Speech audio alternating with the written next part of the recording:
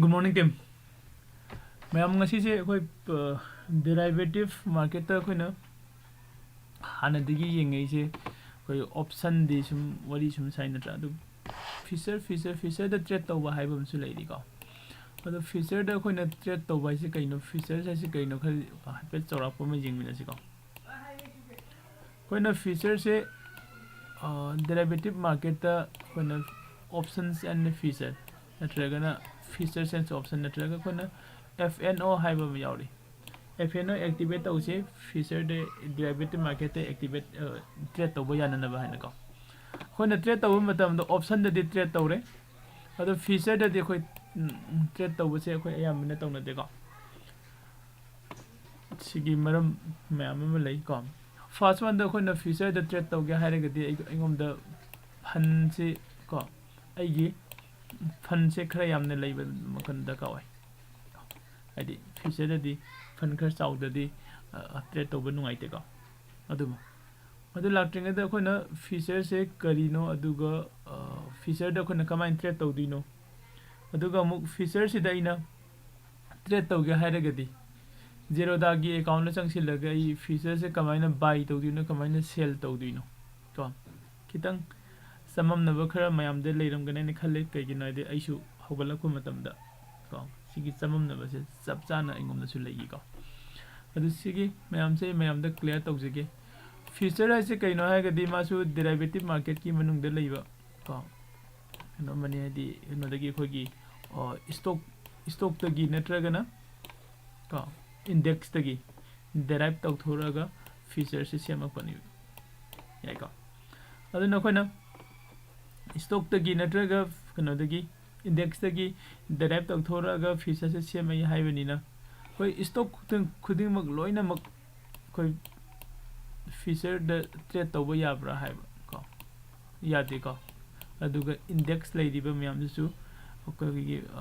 feature da trade to ba ya bra hai su adu su ya de ko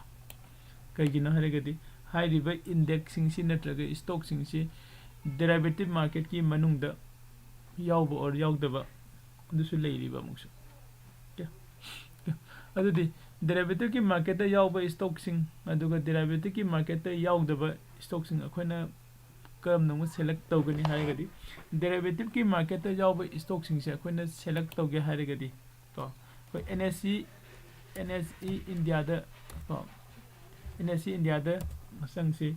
ko NSE India gi website ta NSE India gi website si da sang ba matung da koi sai gi derivative list da yaw ri ba company myam se select tawraga puthorpa yagani ko kadai dagi puthok tu buna kan sigi koi samna kitang magi loading gi matam lori ko koi gi kano da market data da changaga kona bow copy analysis tawbagi ma mayam su hana da su khang su yaram mani khang da su yaram gani ko sida market data da change aduga daily market reporter change ko to po we su koi phangani du aina khangbugi kano da no knowledge da ko agi knowledge da derivative da sang se ko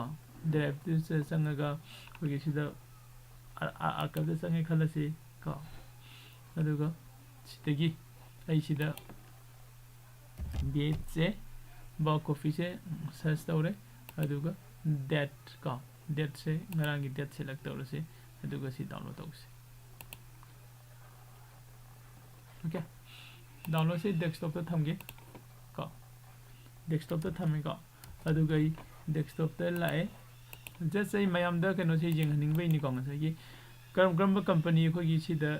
listed to ge hai do ko sigi aina download to ri se sigi manung si da ye ko na filter to ga phangani ko okay sare to ga ko na ngasa gi karam company ai di stock kyam jam na ko gi feature derivative market ta yaw ge hai do asidagi khangmungang kadang ngamani ko ado khoina hai riba feature sida trade to ge hai re gadi ko Zerodha gi account da khoi kadai da sangaga kamai na trade to dinu hai ko okay si ha chang dringi mamang da feature sida khoi buy to bo yabra duga sell to bo yabra buy khatang yabra natraga seller oina chang musu yabra buyer oina chang musu yabra hai question amasu lai ko feature sida khoi na trade to bo matam da buyer oina entry to bo jai karamba matam da market na up sell ko matam da buyer oina entry to bo yagani ꯐꯤꯆꯔꯗ ꯑꯩꯈꯣꯏꯅ ꯁꯦꯂꯔ ꯑꯣꯏꯅ entry ꯇꯧꯕ ꯌꯥꯏ ꯃꯥꯔꯀꯦꯠꯁꯤꯅ down ꯇ꯭ꯔꯦꯟꯗ ꯂꯥꯛꯄ ꯃꯇꯝꯗ ꯌꯥꯅꯤꯀꯣ ꯁꯤꯗ ꯁꯦꯜ ꯇꯧꯔꯝꯃꯅꯤ ꯁꯤꯗ ꯕꯥꯏ ꯇꯧꯔꯅꯤ ꯑꯩꯒꯤ ꯇ꯭ꯔꯦड ꯀꯝꯄ꯭ꯂꯤꯠ ꯄ꯭ꯔꯣꯐꯤꯠ ꯀꯣ ꯁꯨꯃꯥꯏꯅ ꯇꯧꯔꯒ ꯑꯩꯅ ꯐꯤꯆꯔꯗꯁꯨ ꯕꯥꯌꯔ ꯑꯣꯏꯅ ꯑꯦꯟꯇ꯭री ꯇꯧꯕ ꯌꯥꯏ ꯑꯗꯨꯒ ꯁꯦꯂꯔ ꯑꯣꯏꯅ ꯑꯦꯟꯇ꯭री ꯇꯧꯕꯁꯨ ꯌꯥꯏ ꯑꯣꯀꯦ ꯁꯤꯁꯤꯗꯤ ꯀꯩꯅꯣꯒ ꯆꯞ ꯃꯥꯟꯅꯩ ꯀꯣ ꯑꯩꯈꯣꯏꯅ ꯍꯥꯏꯔꯦ ꯑꯣꯀꯦ ꯁꯤꯗꯤ ꯑꯩꯈꯣꯏ ꯏꯀ꯭ꯋꯤꯇꯤ ꯃꯥꯔꯀꯦꯠꯇꯁꯨ ꯑꯗꯨꯝ ꯇꯧꯋꯦ ꯏꯟꯇ꯭ꯔꯥꯗꯦꯗ ꯀꯩꯗ ꯀꯣ ꯆꯞ ꯃꯥꯟꯅꯩ ꯑꯗꯨꯗꯤ ꯐꯤꯆꯔꯒ ꯏꯀ꯭ꯋꯤꯇꯤꯒ ꯀꯔꯤ ꯈꯦꯠꯅꯔꯤꯅꯣ ꯍꯥꯏꯕ ꯀꯣꯏꯁꯟ ꯑꯃꯁꯨ ꯂꯥꯛꯑꯦ ꯕꯤग ꯀꯣꯏꯁꯟ ꯑꯃ ꯁꯤꯒꯤ ꯀꯣꯏꯁꯟꯁꯤꯗ ꯑꯃꯨꯛ ꯁꯤꯒꯤ ꯀꯣꯏꯁꯟꯁꯤꯒꯤ ꯑꯟꯁꯔꯁꯤꯅ ꯀꯔꯤꯅꯣ ꯍꯥꯏꯔꯒꯗꯤ ꯑꯩꯈꯣꯏꯅ इक्विटी मार्केटꯗꯤ ꯑꯩꯅ बाय तꯧꯕ ꯃꯇꯝꯗ पर क्वांटिटी ꯑꯩ क्वांटिटी ꯑꯃꯈꯛꯇꯪ ꯂꯧꯒꯦ ꯅꯠꯇ꯭ꯔꯒ क्वांटिटी ꯑꯅꯤ ꯂꯧꯒꯦ क्वांटिटी ꯑꯍꯨꯝ ꯂꯧꯒꯦ ꯑꯩꯒꯤ ꯑꯄꯥꯝꯕꯅꯤ ꯅꯠꯇ꯭ꯔꯥ ꯑꯗꯨꯒ ꯑꯩꯈꯣꯏꯒꯤ ꯐꯤꯆꯔ ꯃꯥꯔꯀꯦटꯗꯤ क्वांटिटी ꯂꯧꯕ ꯌꯥꯗꯦ ꯂꯣꯠ ꯃꯁꯤꯡꯗ ꯂꯧꯔꯛꯀꯅꯤ ꯀꯣ ꯂꯣꯠ ꯑꯃꯗ ꯀꯩꯅꯣꯁꯦ ꯀꯌꯥ ꯀꯌꯥꯅ ꯁꯥꯒꯦ ꯍꯥꯏꯕꯗꯨ ꯌꯦꯡꯉ ꯂꯧꯔꯛꯑꯅꯤ ꯌꯥꯏꯀꯣ ꯑꯗꯨꯅ ꯑꯩꯈꯣꯏꯅ ꯐꯤꯆꯔꯒ ꯀꯩꯅꯣꯒꯁꯦ ꯍꯥꯏꯗꯤ ꯃꯣꯏ ꯑꯅꯤ ꯈꯦꯠꯅꯕꯁꯦ ꯁꯤꯗ पर लोट लौबा पर क्वांटिटी द लौबा म लेरे अतोपा मना कोइना सिददी ngasai khogi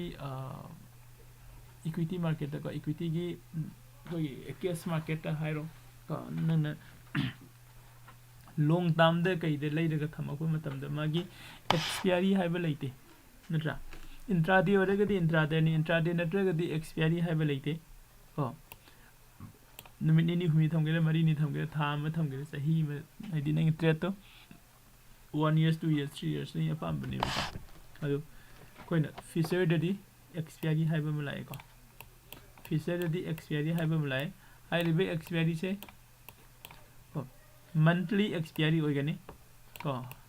monthly expiry ओइगनी अदुगा monthly expiry सिदा मुकमु कोगी ओनली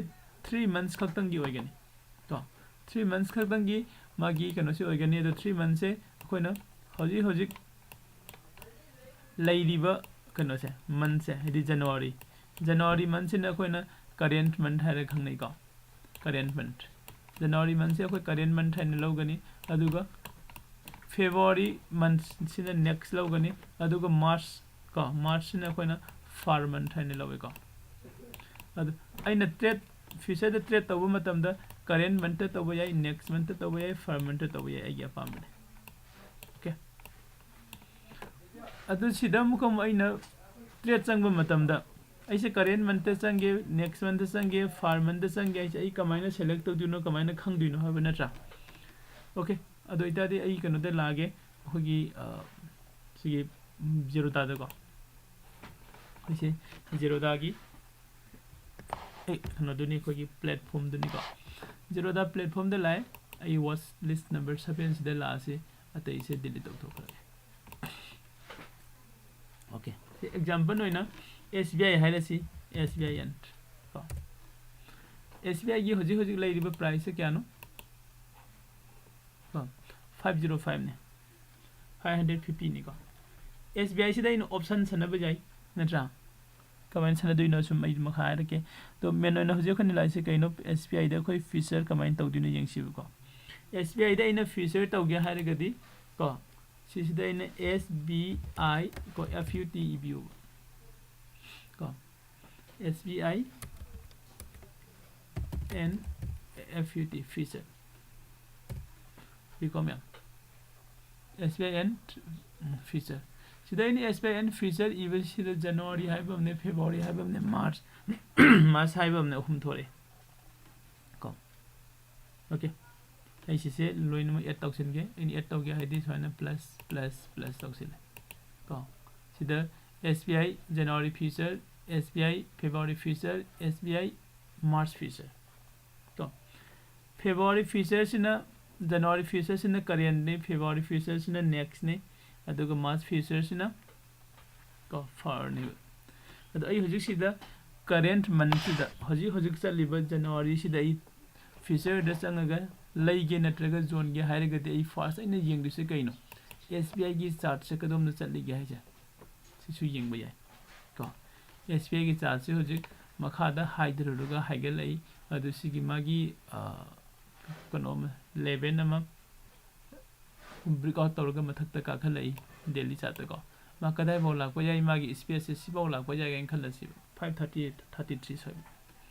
सोइबाउ लाक्पा याई हैन इन खल्लगदि ओके दुदि SBI फीचर जनवरी फीचर सिदि कमाइन तोरिबा जनवरी फीचर मसांग मा किसु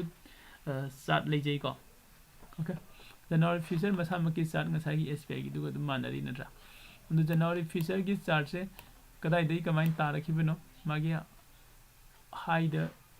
549 बॉक्स लुरे तारगा सिदनिबो लेइसे हजिसि मासे ट्रेंड थुगाइर को याबगी मौंग अमा लेइ जस्ट अखोना टेक्निकल एनालिसिस खुदिंग मक्ते लोइना दरका होय को डेरिवेटिव मार्केट वगैरह फॉरेक्स वगैरह नंगी स्टॉक मार्केट वगैरह एनी ओइसनु को द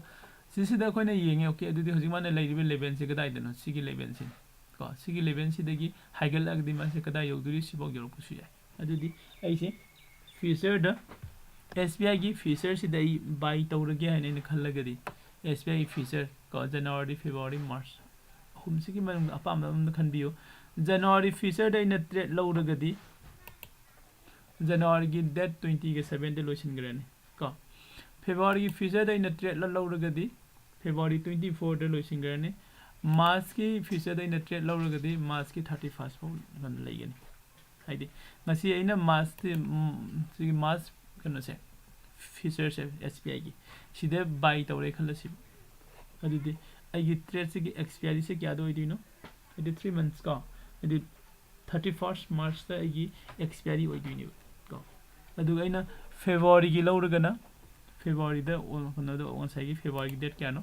फेब्रुआरी की हारिबे डेट टू द 24 से दाइगी मसे ओइ गरनि को अदुगा जनवरी की लौरगना जनवरी की 27 दे लोइगन अदु हजिक मार्केट से अपलोम द लाको याय है न खुन खल्ले से सपोज का अदुदि आई बाय तोगे खल्ले का फेब्रुआरी दे लोबग जनवरी दे लोबग ममन का है खेन दे का लुपा नि खक्तनि खेनबा अदु खितंग सांग नै फेब्रुआरी दे ट्रेड तोगे खल्ले से बाय तोरे का देना बाय संग मतम द माई क्वांटिटी क्यानो यंगबियो को लोड अमा द क्वांटिटी 1500 ने लोड अमा द क्वांटिटी 1500 से लो दबा यादे इन फीचर तोगे हाइलगत ओके अदु मागी अमाउंट दी क्यानो यंग ngसाइ न ममंग द पन गिउ द खोइना फीचर तोगे हाइलगदि आइगी फन खले यामने लेइबे दका ओइ हाइबदि माई अमाउंट सिदा मखा द पीरि से मार्जिन क्यानो खोइने दका ओइ से पी गदोबो दका ओइ मार्जिन से 270 आइदि 2 लाख से 70643 रुपीस सी पी गदोबनि ओके अदुदि कनागुम्बा मनम हंगको याय ओजा अदुदि कैदौदिनो अदुगा मजाम पैसा दुदि लॉन्ग टर्म दे लेइरगा अदुम प्रॉफिट तालासु याद्रा स मानद्रा फीचर ग ऑप्शन गा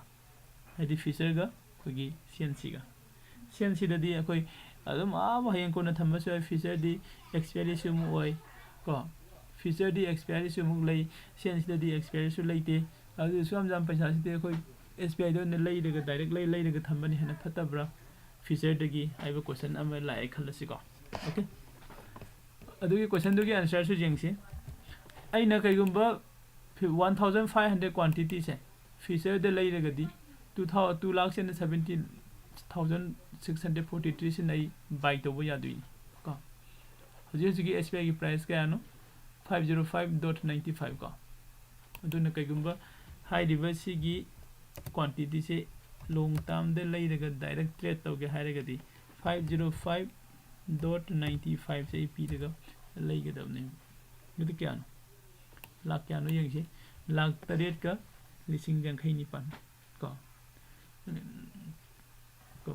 7 लाख से अंदर 58,925 रुपीस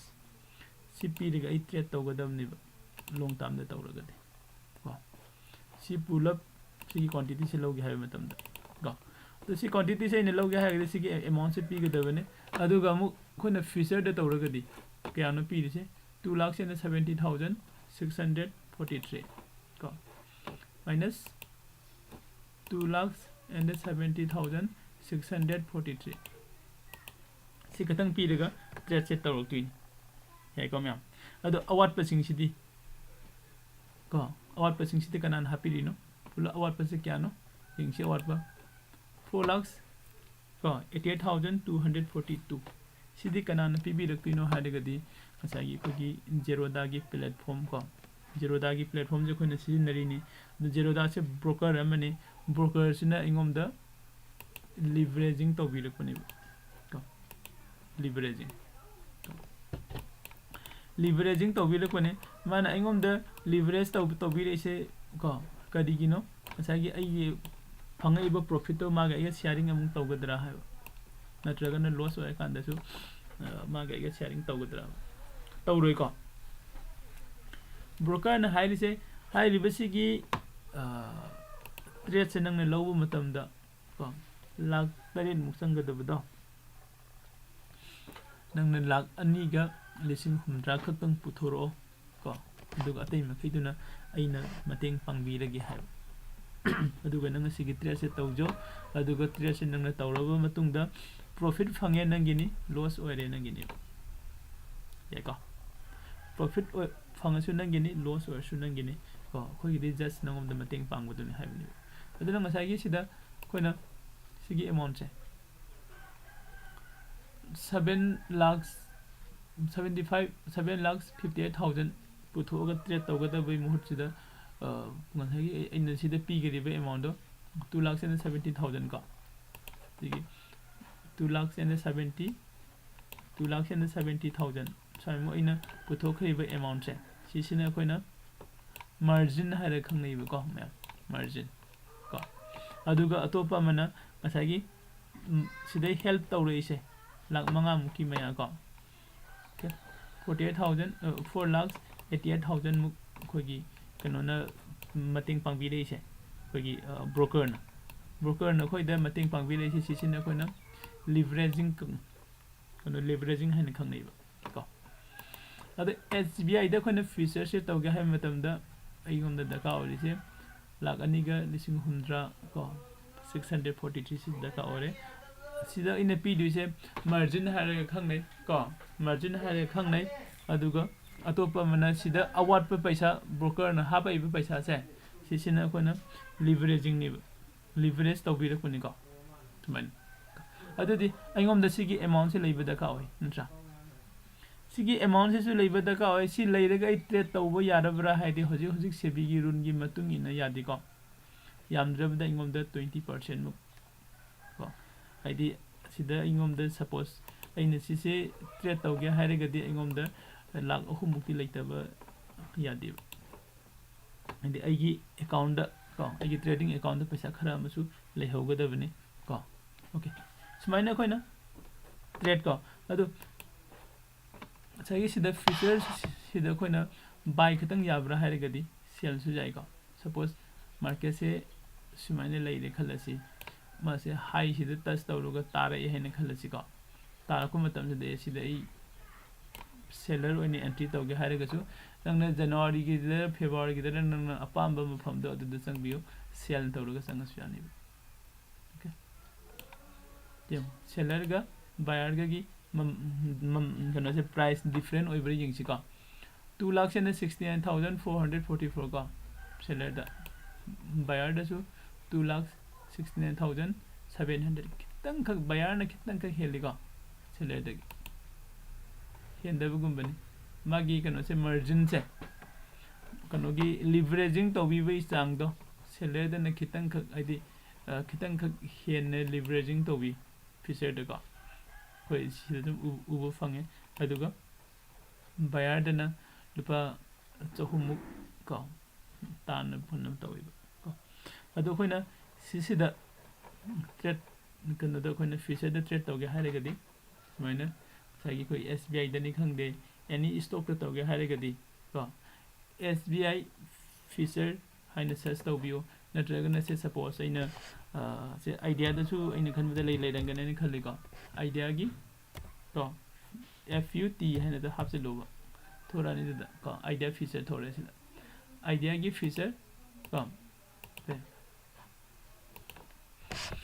जनवरी फीचर फेब्रुअरी फीचर मार्च फीचर को जनवरी की फीचर का फेब्रुअरी फीचर का ममन सब माने को अइने फेब्रुअरी फीचर से लगे खलसे को फेब्रुअरी फीचर से इने लगे हकन मागिदी क्वांटिटी से क्या नो यंगबियो 70,000 क्वांटिटी को आई हैव टू बाय को आई सी लैदबा यादेबा अदुगा masai sida margin required in pigideba margin se kya no 5,16,322 ko si laisilaga ai thamba yai February da aduga hayeng February gi date 24 baw gi manung sida magi price na haigalakpa matam da aduda ai gi profit lawdini yani ko ma'am okay akhoi na je faw da yengi se SPI की feature है stock की feature ngakani natra ado khoi stock की feature nataba kana su yengsi hairagadi index ko ai si pulam uthakke index ta khoi nifty 50 lei natra nifty 50 lei ko nifty sida khoi na nifty feature han thire nifty fut han thirega khoi se sange sang kan se lai se kaino nifty January feature nifty February feature nifty March feature ko i loina mo etok silake ti leire to pamju bank nifty January feature bank nifty February bank nifty March ko nifty finance hai bam su leidi ko si ma'am se loina hapsilasi okay yare ko okay first nifty feature jengsi January gi just technical analysis hai wisi made must ne koi technical analysis jaudana trade entry tawba yade ko ma'am imagine tawsilaga bhabna sagalagi hakte entry tawrugdi mangani ko ado masai ko gi sida su aina sida buy changi khalasi market se upload da lakadori handaki January tha sida ma si 18,400 ka di so dena jawgani ga khanba dum leirega di buy tawbiba kaisu kaide ko buy tawrani aina buy tawre 50 quantity ai load ba yati ko kadai gi price no 18,083 sida leira tuini price yem ko sida yamdra 50 quantity adu kya tare lakh amaga ko listing target 1,07,465 rupees ai margin oina piraga entry tawduni ko nifty 50 da January feature da okay aduga ai date kya bok thamba jadin ai trade se date kya bok thamba jadino January gi last Thursday ba sigi 20 ga 7 si ba ai thamba jagani hariba numisi da expiry oiduni monthly expiry ne ko feature da tawdu se adude ai na kagum okay si se katang nakman gare ai February da lawge hariga su February da lower su kai su kaide February da maman kitang khenai ko sidana 1,07,796 slightly different yamnate sida lawba yai sida lawraga aina kada numit kyani thamba yage haragadi February gi date 20 ga 4 ba ai thamba yai February gi date 24 ba se sida ai gi profit lakh triba makai thamba yai profit lakh ko numit ai lokthok yai jani ko profit sungla lakh ki dare khalasi profit sungla lakh ki dare derivative market option dadi professional lactragadi aigi amount mayam do haidi option dadi magi premium se pura zero chatli natra adu maina zero chat kadra oja haiba adum question leiragadi zero chat loi February gi date 24 haidi nangi expiry oiban numit to adu du da khogi underlying asset ko nifty feature da ina trade tawragadi nifty 50 gi February gi date 24 da closing p ge toriba price da adu nangi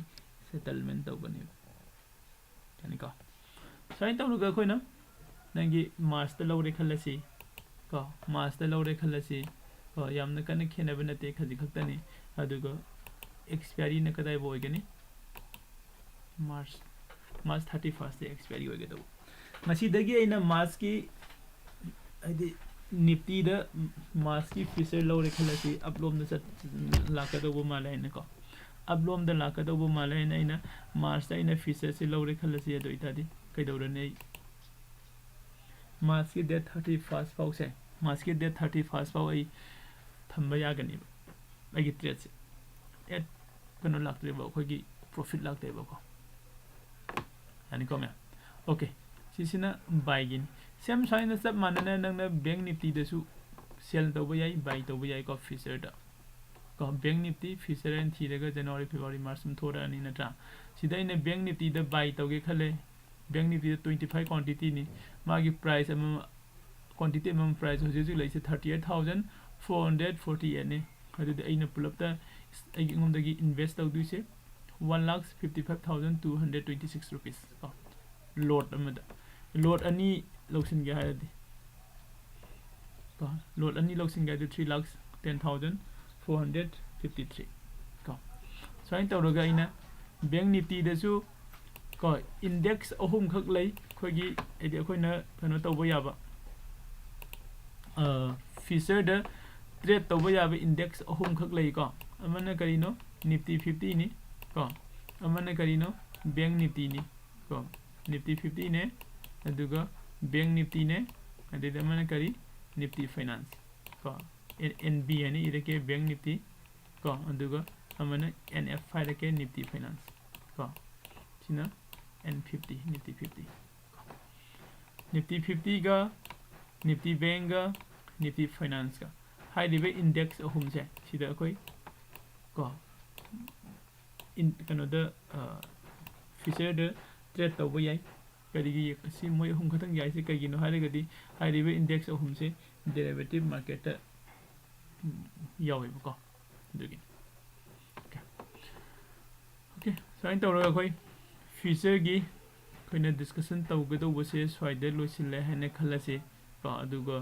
ख्वाइदगी last की point दि लाइसे अखोइना feature द trade तौबगा option द trade तौबगा कनाने हैने सेफ ओइबा हाइबमसु लाइको अनि से कनाने हैने सेफ ओइबा हाइरगदी को फीचर द ट्रेड तौबने हैने सेफ ओइ करिगिनो